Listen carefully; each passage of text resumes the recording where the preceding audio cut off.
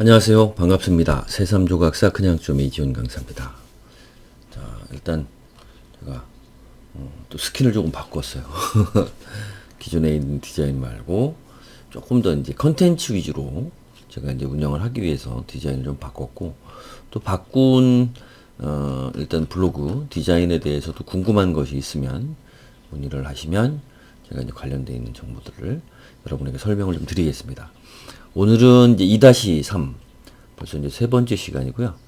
이제 스마트 에디터 원 사용법에 대해서 알아보고 있는데, 오늘은 이제 템플릿을 이용한 손쉽게 글 쓰는 방법을 좀 여러분하고 이제 알아볼 거예요.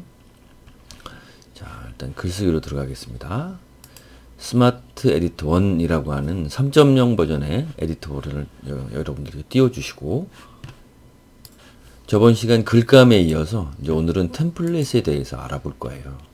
이 템플릿이라고 하는 게 왜 중요하냐면, 이제 템플릿 이게 왜 중요하냐면 실질적으로 제가 그렇거든요. 그러니까 여기 보면 지금 뭐 제 글들은 약간 이렇게 좀 정형화가 좀 잡히고 느낌들이 이제 살아서 이렇게 이제 만들어져 있는데, 이런 것들이 사실은 쉬운 건 아니에요. 그러니까 저도 사실은 굉장히 디자인 감각이 없거든요. 그러다 보니까 가장 많이 했던 일은, 여러분들 그 뭐 블로그 같은 것들도 좋지만 신문사, 특히 잡지사 같은 거죠. 잡지책. 그래서 저는 초기에 디자인을 조금 잘해보려고 뭐를 많이 했었냐면, 이 잡지책을 조금 이제 좀 편집 디자인이나 이런 것들이 좀 잘 돼 있는 이런 잡지책을 몇 권을 골랐어요. 그래서 이 책을 좀 주의 깊게 보고, 사진하고, 여기에서 이제 좀 주의 깊게 봤던 게 사진하고 글하고 배치의 어떤 그런 틀, 패턴 뭐 이런 것들을 좀 봤고요. 그 다음에 타이포그래피라고 해서 에디터에서 할 수 있는 글 크기, 글자 크기, 뭐 색깔, 그 다음에 뭐 크고 작고 뭐 이런 것들이죠. 그래서 뭐 예를 들면 이런 것들도 아까 얘기한 대로 이렇게 글자를 한 곳에 크게 하고 이렇게 해주는 것만으로도 어떤 느낌이 살아나는. 또 여기 이제 아까 뭐 글감으로 보면 요 사이에 요 사이에 뭐 마찬가지로 뭐 예를 들면 타이포그래피라는 말이 글이 쭉 있고 쭉 있어요. 이렇게 돼 있는데, 여기에도 사진 같은 것들이 하나 들어가면 이제 배치가 이런 모양이 되겠죠. 이러면서 하나의 어떤 이제 우리가 말 그대로 가독성도 있고 어떤 보기도 좋은 것들이 이제 만들어지기 시작을 하겠죠. 그래서 이러한 것들이 이제 가장 힘든데, 여기에서 보면 템플릿이라고 하는 기능이 있어요. 그래서 이 기능 중에서 뭐 예를 들면 뭐 여행 같은 거, 제주도 여행, 자유여행 이렇게 했다 그러면, 지금 이제 아까 얘기한 대로 이렇게 덮어 씌워진 거예요. 아까 여러분들이 제가 이제 뭐 템플릿이라고 해서 요거를 작성을 하고 있었는데, 지금 말 그대로 템플릿으로 들어가서 추천 부분, 내 템플릿 중에서 추천 템플릿에서 여기 이거는 이제 검색은 안 돼요. 19가지의 어떤 패턴 리스트가 있는데, 그게 이걸 누를 때 지금 어떻게 돼서 덮어 씌워지고 임시 저장으로 바뀌었죠. 자, 이제 이 부분 볼게요. 이제 이런 식으로. 자, 여기도 이제 보면 그냥 불러온 거예요. 이제 추천하는 템플릿에 보면 제목도 들어가고 뒤에 이제 배경사진이 제목에 들어갈 수 있게끔 할 수도 있고요.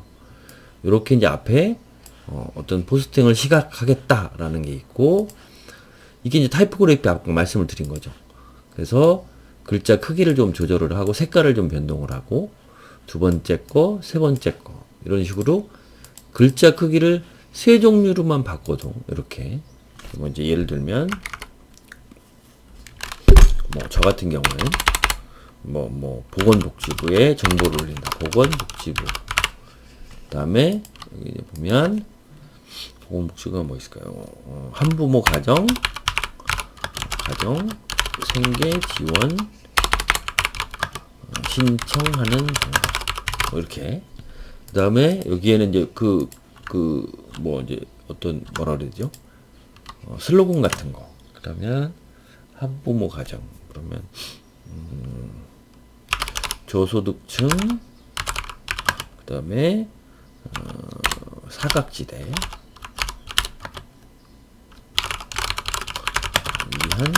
복지 제도 뭐 이런 식으로 수정만 하면 되는 거죠. 그런데 느낌이 벌써 보시면 아시겠지만 아까 이게 이제 타이포그래피거든요. 색깔, 크기, 그 다음에 이런 것들을 조절을 하면 이런 식으로 느낌이 아까 단순한 것보다는 확실하게 좋아져요. 이런 걸로 제목이라든지 강조하고 싶으면 강조하고, 소제목 같은 경우는 지금 이렇게 넣었네요. 크기를 기존보다 좀 키웠고, 그 다음에 글 쓰고 뭐 이미지 넣고, 그죠? 그 다음에 사진 한 장 넣고, 또 이렇게 이거는 이제 아까 얘기한 대로 이 구분선이죠.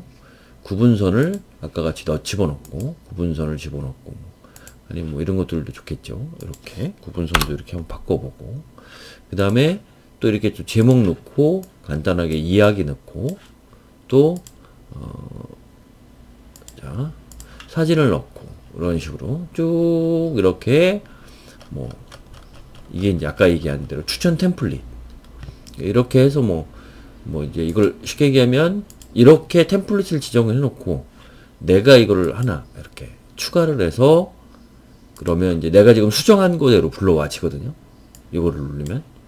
그래서 그렇게 해서 만들 수도 있는 게 추천 템플릿 기능.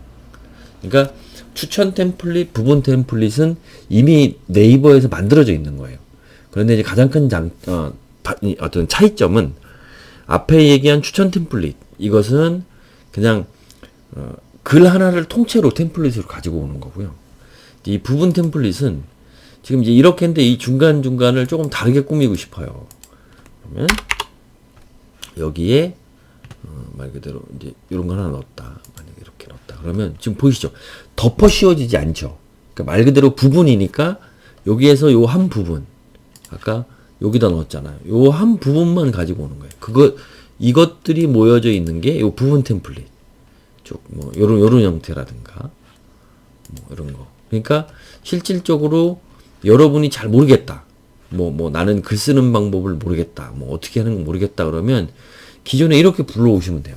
그래서 여러분이 기존에 하나 있는 추천 템플릿이라 그래가지고 하나의 글이 전체가 들어가 있는 하나의 템플릿을 불러와서 거기서 나름대로 부분 템플릿을 이용해서 내가 원하는 취향대로 조금 끼워 넣는 것들, 이런 방법들로 사용을 하시면 여러분이 굉장히 별 이런 어떤 출판 디자인이나 어떤 편집 디자인에 어떤 특별한 재주가 별로 없다. 나는 디자인 보는 눈이 완전 깡이다. 그렇게 해도 실질적으로 다른 분들이 봤을 때 지금보다 훨씬 좀 양질의 컨텐츠들을 만들어낼 수가 있죠. 사진도 넣는 방법, 글감을 통해 넣고 템플릿을 또 불러오면 나름대로 기존에 있는 것보다는 수준 있는, 좀 의미 있는 그런 것들이 될 겁니다. 또 마찬가지로 이렇게 바꿨을 때 괜찮으면 이렇게 해서 불러서 가지고 오고, 이건 저번에 같은 경우 이렇게 덮어식으로 이제 한번 테스트로 가지고 온 건데, 한번 누르면 덮어 씌워버리는 거죠. 기존에 있는 것들을. 그렇게 생각하시면, 이것도 덮어 씌우면 아까 그거 나오겠죠. 그러면서 이제 임시 저장으로는 자꾸 늘어나죠. 그래서 이렇게 지워주고, 임시 저장으로는 늘어나고, 전체 삭제 이렇게 되고, 이런 식으로 전체적인 느낌들이 살아납니다. 그래서 오늘은 템플릿을 이용을 하면 어떻게 편리해지는지, 그래서 내가 디자인 감각이 좀 없다, 글을 좀 써야 되는데, 그러면 추천 템플릿, 그리고 부분 템플릿을 이용해서 여러분만의 개성을 살리고, 그것들을 내 템플릿에 현재 글 추가로 해서 나중에 필요한 것들은 정리해놨다가 다시 불러와서 쓰고 하는 방법들을 사용하면 되실 것 같습니다. 오늘 여기까지 강의하고 마치도록 하겠습니다. 감사합니다.